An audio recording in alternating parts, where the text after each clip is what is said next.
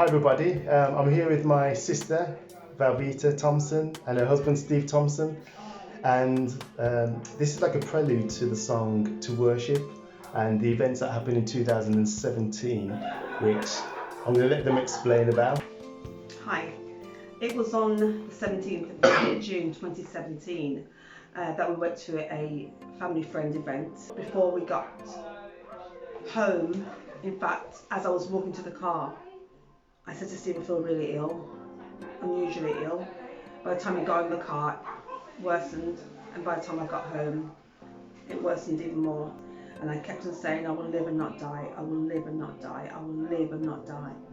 Faith just kicked in.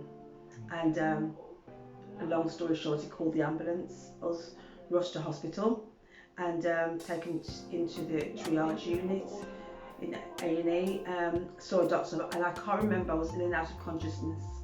But they admitted me that day, but I fell into a coma, and 3 days after that, and was non-responsive. Doctors didn't know what they were fighting, and before I hand over to Steve, who will then pick up the story, I was fighting meningitis, double pneumonia, bleeding the brain, and septicemia, all simultaneously. And my life expectancy had dropped from 100% to 20%. So I was dying, and the nurse said to Steve, there's nothing else we can do. Your wife is dying, can you call a priest? And then Steve, what happened after that? It's amazing when you're in that place of turmoil, that place of angst. And in Vel's case, she wasn't able to fight for herself in the natural. That's when I had to do that which we knew to do, and that was to intercede using worship, to intercede with our faith. And it's amazing, they say it's sometimes quite challenging to worship when you're going through real difficult moments. And I think it's those moments where you quickly relearn, and I've got to use the word relearn, what is worship. And that is giving God his full worth of worship, regardless of the situation that you're in. And also recognizing that the instrument that I had in my hands at that time, I took a huge risk and asked the chief medical team, could I bring my guitar into the ICU?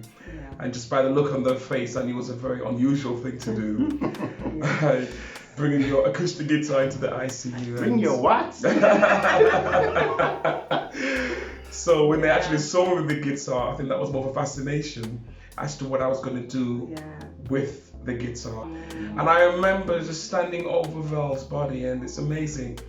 When you don't, as Jehoshaphat said, when surrounded by the army, we don't know what to do, but our eyes are on you. And looking at Vel's lifeless body, ironically, I knew her spirit was very much alive. So when I was worshiping over her, it's amazing, this vertical versus horizontal worship. I was singing into her spirit, but I was also singing upwards. So that kind of multi-dimensional worship, we often lose that understanding because we spend most of our time singing that way, rather than truly, and here's the word, ministering to a spirit that can't minister to themselves. And someone once said that God doesn't need our worship, but we do. I now understand that, and worshiping over Vel's body, and also for me, that was important because, as Vel mentioned, meningitis, double pneumonia, and septicemia, bleed on the brain, that's not good news. And what I was counteracting was every time I saw the doctor, it was bad news. What kept my spirit alive was a triune God that goes beyond our understanding, a God that hears our cries, like when the poor man cried out and God heard his cry. I realized that I was doing what Vel would have done, which is she would have worshipped over me. So when people ask us, how did you manage that season?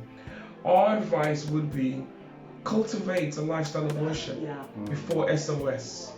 Our lifestyle, our encouragement would be, create a lifestyle where you recognize whom you're worshiping, and why you worship. So I'll come in there because that is spot on really with what my experience at the time was. I was at work, I was actually in the office, and when I got the news, and I basically was told that, you know, we're not sure if Val's going to make it, you know, and first instinct was to say, gosh, I'm going to fall apart here, I'm going to panic. I went into the boardroom in my office, nobody was in there, and I took my shoes off, as I often do when I'm about to worship, and I started singing the song you're about to hear, to worship. My default position is to worship. I found is that it helped, like a jigsaw puzzle, put my state of mind back to where it should be, where I could think logically. I was falling apart in my head, you know, I was starting to get anxious, to get angry, or, you know, and by worshiping it helped just to put things back and put my spirit so that I basically could function. We went straight down, and when I heard that Steve was worshiping over her, I thought, oh wow, that is amazing. Yeah. And then when I went into the intensive care, they was letting us in 2 at a time, I think.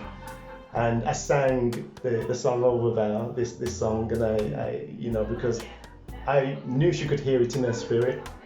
You know, bless the Lord, oh my soul, and everything within me. Just continuing what Steve was doing, and I thought, yeah, I'm going to fall into agreement with that and just worship over her. So I just want to encourage you as well. You know, when we've been through some horrific things as a family beyond this incident that was pretty traumatic. But since we've lost family members, we've lost close friends that are younger than us often, and it's really hit us. But our default position has always been is to worship the Lord, because we know through that, that we, are more than conquerors. And to the very end, I mean, the last verse of the song says, I'll never cease to worship forever. I'll be here in your presence. That's good. And that's where I fall in love with you over again, dear Jesus. So enjoy the song, and thanks to Steve and to Velveta. Their story continues, their journey continues, and I just love watching it. Amen. Thanks, guys. You're so welcome.